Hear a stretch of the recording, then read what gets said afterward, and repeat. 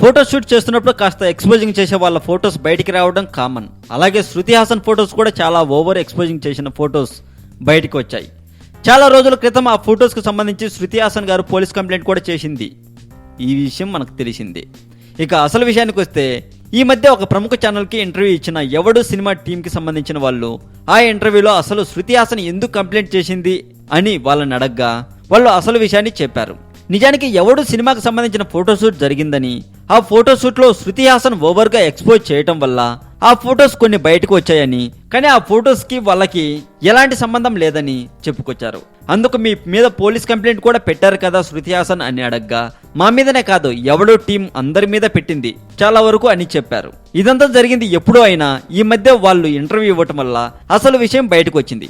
ఇక ఎవడు సినిమాలో అల్లు అర్జున్, రామ్ చరణ్ తేజ్లు నటించిన విషయం తెలిసిందే. ఇక ఈ సినిమా దిల్ రాజు గారి నిర్మాణంలో జరిగిన విషయం మనకు తెలిసిందే. మరింత టాలీవుడ్ సమాచారం కోసం సబ్స్క్రైబ్ చేయండి టాలీవుడ్ సెంటర్.